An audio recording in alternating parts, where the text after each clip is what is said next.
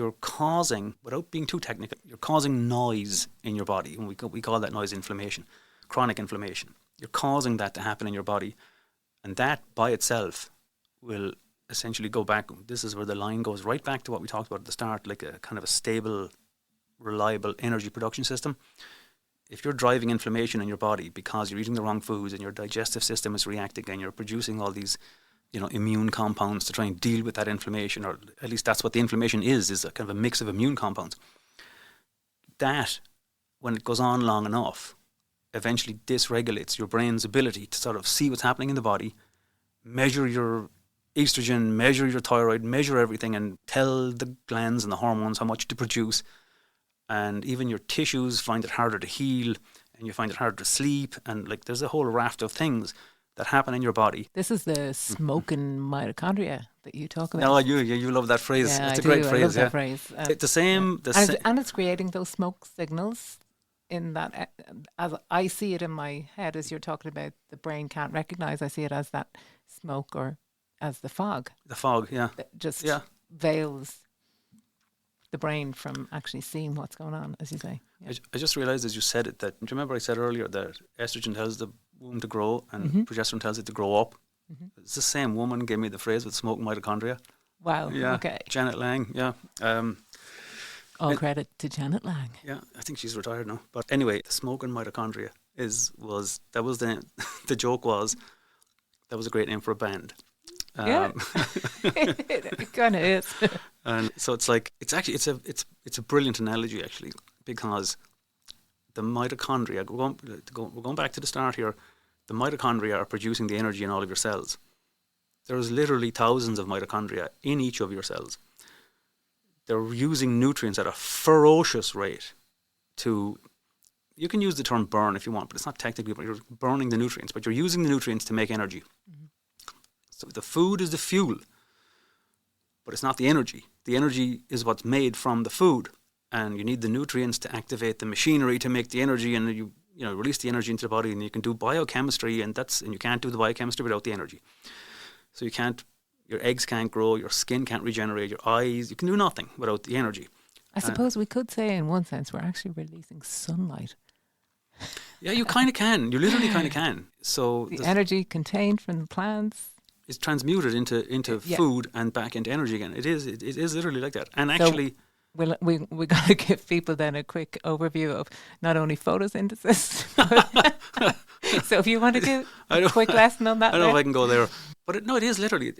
But the plants are basically capturing the light from the sun. Yeah, and it's a whole combination then of your carbon, your nitrogen, your oxygen, and and then when we consume plants, we're releasing the energy back out that was contained. When we consume it, or when the animals consume it, even the grass, and then we eat them, you're getting definable like structures. You're getting like proteins, fats, and carbohydrates, and their payload of vitamins and minerals.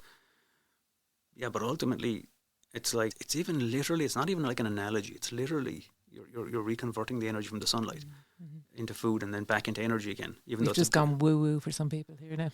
But that is what it fundamentally is. It fundamentally is that. Yeah. So you're basically, when you're eating, you're selecting nutrients from the environment around you to create the highest quality skin, organs, and everything else. So you want to be choosing the highest quality food to create the best quality structure and, exactly, tissues and organs and cells and whatnot. So like the way I look at it is you need protein to like make the structures of your body and fat. But you can't like organize that without the energy. You can't build it without the energy, but even if you didn't have any energy, you'd be dead. But that's the extreme version. But like at a normal functional level, we have energy. But what I'm saying is, it's the stability and the reliability of the production of that energy in your cells that, in a sense, gives your body and your cells the confidence to go ahead and do the regeneration. And the essential reason for this is that once you have, I'm going to say like more than enough, not just enough, but more than enough, you have optimal amounts, then this system that happens in your body of rationing the nutrients, that doesn't have to happen. And if you can switch off, so to speak, the body's desire or need to ration resources in your body, which is what it does when it's under any kind of stress. It rations resources to the most needed area. So we better give a quick example of that. So basically, if we're looking at somebody who's under an extreme amount of stress, let's say teenagers coming up to exams, sometimes they might find that their menstrual cycle actually disappears for a short amount of time, because at that high stress time, their body's just saying, we can't even take enough energy, especially if they're not consuming enough energy in the form of high quality nutrients, which unfortunately there's a tendency for a lot of teenage girls in particular to undereat in a sense. So they're undernourishing, then therefore the body's gone into a high state of stress, and then the body just says it isn't time to start to ovulate, to have menstruation. So they may find that there's a number of months that they're missing their period. So that's where the body has decided to sacrifice those hormones, the production of those hormones at that time, to just ensure that all other body systems are maintained that will keep the body alive. So it's always going to prioritize your life over anything that it is as an additional, like a benefit. A nice to have as opposed to a need to have. Yeah, exactly. And it's a nice to have is the ability to produce and reproduce. So that's such a crucially important point, that the one thing I'd only slightly push back on you is that I don't even think you need to be under extreme stress for this to happen. Yeah. If you're just under like a more than normal level of background stress, this still happens. Yeah.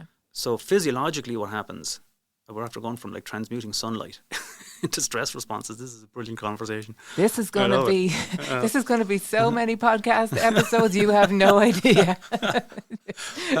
There's a point I'm going to make here. I think people find this a bit sort of upsetting, but I'll make it in a minute. But the body's kind of priority system is based on, as I said, survival. That's the exact same conversation with different words that I talked about earlier, about why food cravings are intrinsically connected to our emotions and our sense of survival, our sense of being loved. It's the same conversation. So the body has a way of saying, I need to do this amount of work, but I just don't have exactly the right amount of energy. So I'm going to take from you and give you to somebody else. And what it does is it uses hormones like cortisol and adrenaline and it sends them to, and the nervous system, they all work together. And depending on what the threat is, what it senses as a threat, it will divert blood flow to the areas that are needed to fight the stress, whatever the stress is, and away from everything else. And the example of that is when you're unable to digest food, if you're feeling you're in fear for your life. Your body is going to send the blood out to the large muscles, in other words, to the legs, so that you can run, or that you can, fight for your life, use your arms, your eyes become much wider, taking in your environment. So at that time, you're not going to prioritize whether it's digesting a sandwich or, for a woman, the reproductive system. Yeah, exactly. Yeah. So the digestive system is a good example because it uses so much. It needs so much blood and so much resources, so much muscular contraction, so many enzymes and bile and digestive enzymes and all that kind of stuff, that it's energy intensive. That's why we feel like going for a lie down after we have a big meal. It's energy intensive to digest food, a lot of food at least. And if something puts you on alert, well, the body's going to go, oh, survival priority, whatever the alert is. And your example there was like the muscles of the body. That would be a thing that would be prioritized if you had to fight something or chase something or like fend off against something. But the kind of one we don't see is the immune system. There's a fascinating energy hierarchy kind of priority system in the body, such that you'd say the brain is the highest priority in the body. Mm-hmm. And so the extreme example to prove that point is like a diabetic blackout, like a blood sugar drop blackout. The physiological reason the person blacks out and falls on the floor, and I've actually seen a person do this, and believe it or not, they were an NT like us. They're diabetic. The physiological reason that you black out is because the brain is protecting itself. So it's essentially sucking the nutrients to itself and there's nothing left for your body and your muscles, and you just kind of black out and you fall on the floor, but the brain is protecting itself. It's kind of an amazing way of thinking about it. Wow. And then, and then it takes maybe a while for your adrenaline or something to kick in and release stores of blood sugar to bring you back to normality again, or an injection. Here's the sad bit I was going to say. The thing that, especially if you're dealing with infertility, this is a really important truth to understand. If you want to understand the system at a bigger level, having kids is of fundamental importance to the human race, but not to the individual. And so your body is not designed to do all it can. It's built for fertility, particularly a female body, obviously. It's built for fertility, but it's not designed to do all it can to preserve fertility in the face of another threat. In that case, it's designed to protect its own life. Mm-hmm. And all of the hormones, all of the brain's ability to sense things, your emotional sensing system, if you think somebody in the room is a threat, and that could be someone you know or someone you don't know, it could be your partner. All of the sensing systems that we have in the body, and they're numerous, the nervous system picks up the threat, relays it back to the brain, and it basically says, yeah, there's a threat. Okay, divert resources away. And it's almost always going to sacrifice the fertility system because it's just not important for survival, and that's a hard truth. Mm-hmm. And so essentially what happens is blood gets diverted away from the ovaries. Literally, it gets diverted away from the ovaries, it gets diverted away from the womb. You see things like menstrual cycle irregularities, poor egg quality. And how to think about this is that what's happening, most people, I think it's true to say most people, I don't think I'm overstating it here, most people, and certainly most people with infertility, they're not necessarily in an obvious fight or flight mode, although they can be. They're not necessarily in this obvious, like, I'm on alert. It's subtle. It's kind of like, something's just wrong. Something in my life is just not right. It can totally be nutrients. It could just totally be not enough nutrients to drive your energy system. That alone is one of the big reasons for your system to be on alert. In fact, I think possibly the single biggest factor for being on alert is unstable energy in the first place. But other than that, it's like an obvious thing, a physical threat, a loss of a job, heavy noise, all the things we talk about, relationship problems, money problems, feelings of self-worth, feeling like an imposter, whatever it is. All these things are telling the nervous system something's wrong. And so even if it's very slight, it's chronically, and by chronic I don't mean bad, I mean over time, it's chronically diverting resources away from fertility to the muscles, to the brain, to the heart, to whatever it is that's needed to fight the stress, to the immune system in some cases.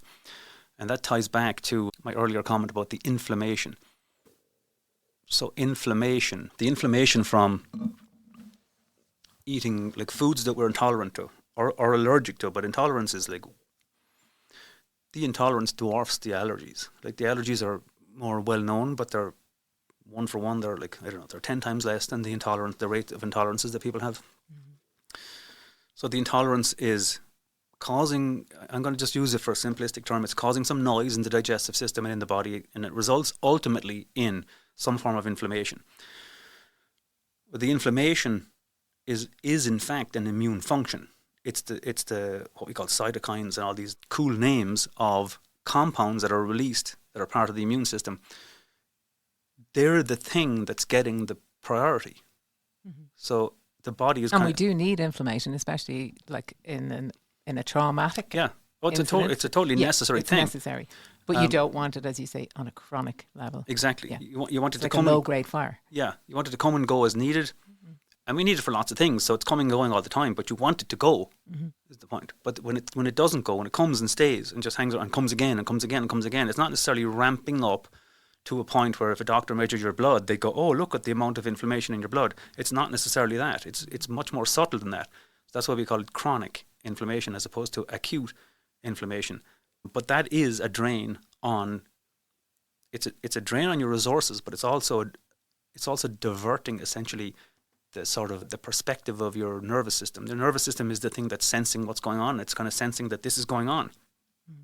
And so there's always this constant diverting of nutrients, of resources, of blood flow to the area of the body that's having the problem, or at least the area of the body that the nervous system thinks is needed to solve the problem, which is kind of different to not necessarily the same thing as where the problem is.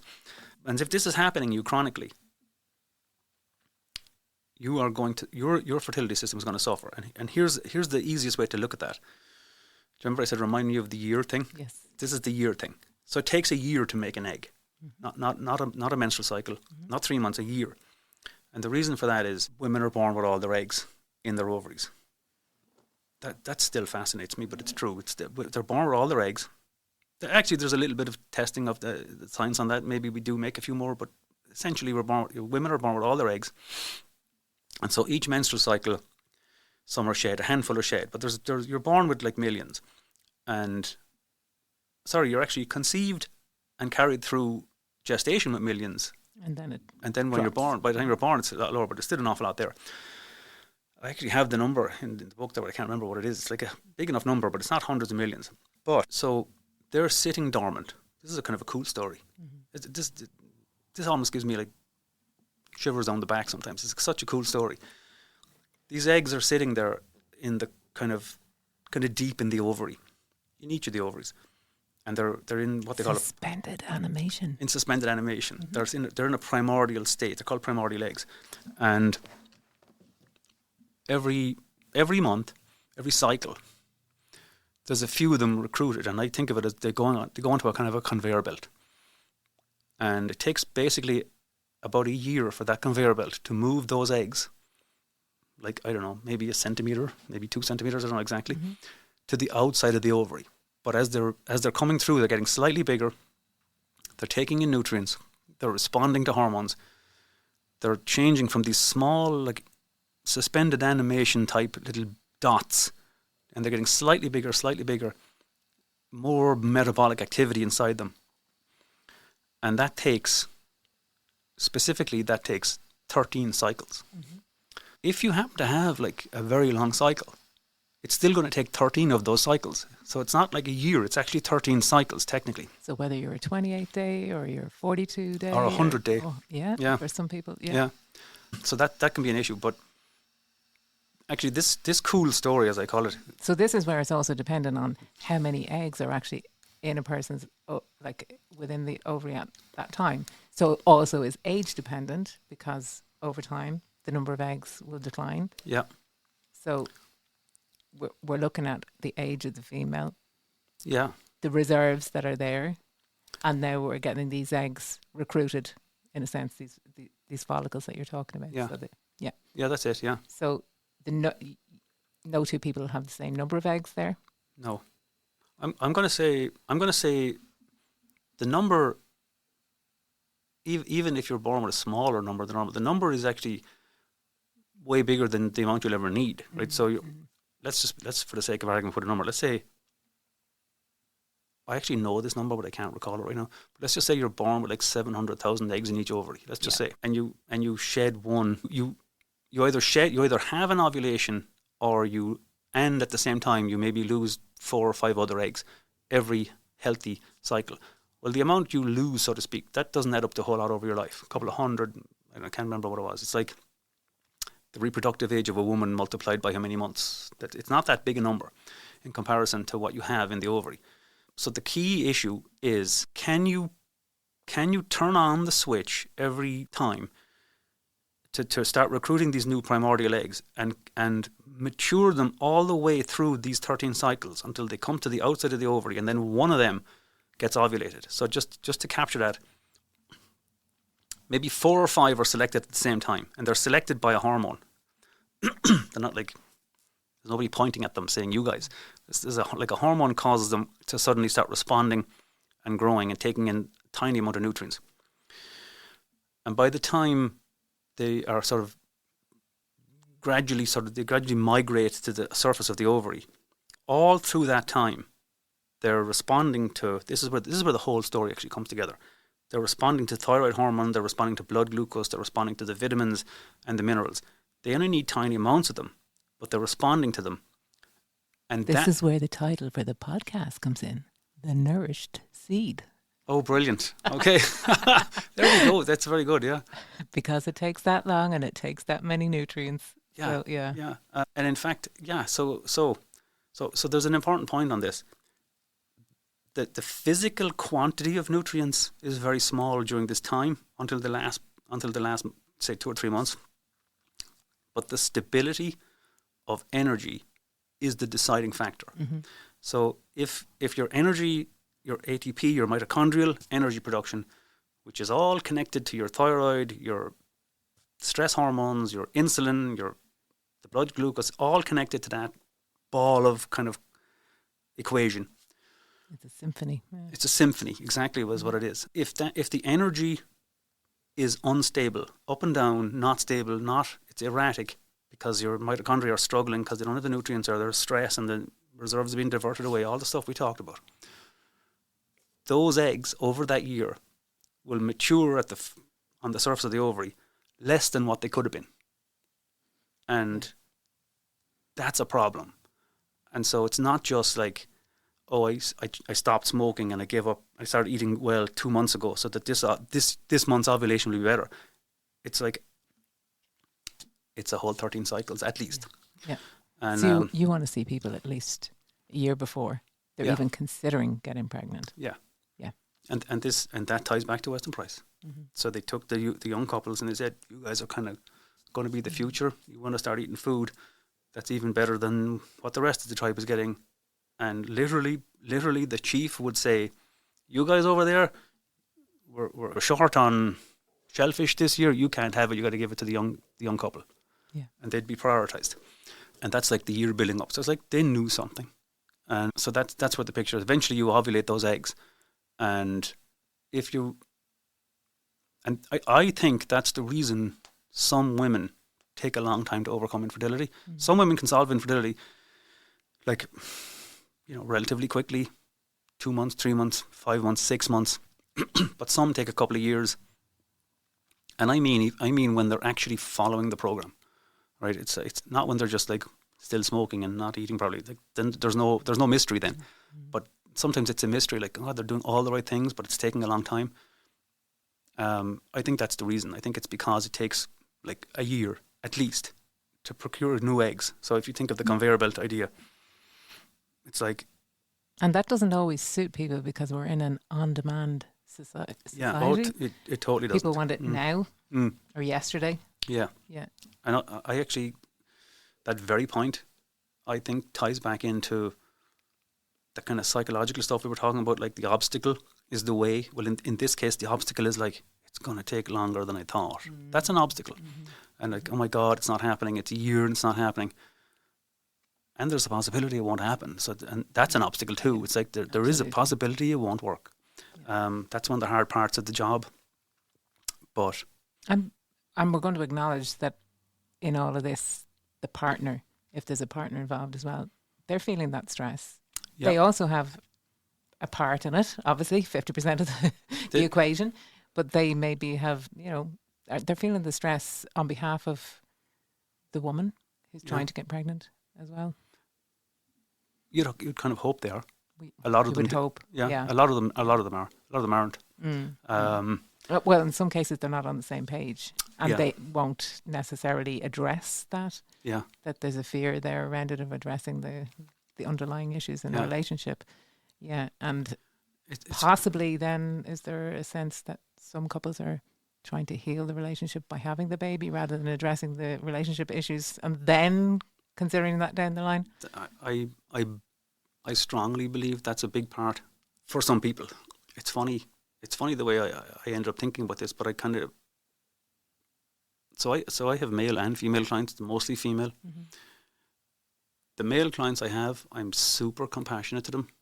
But the male partners of the female clients I have, I'm way less compassionate to them because I don't know them necessarily. But sometimes when they tell me, like the wife or they'll tell me something, I feel like choking the guy. I'm like, why don't you just get your head out of the sand here?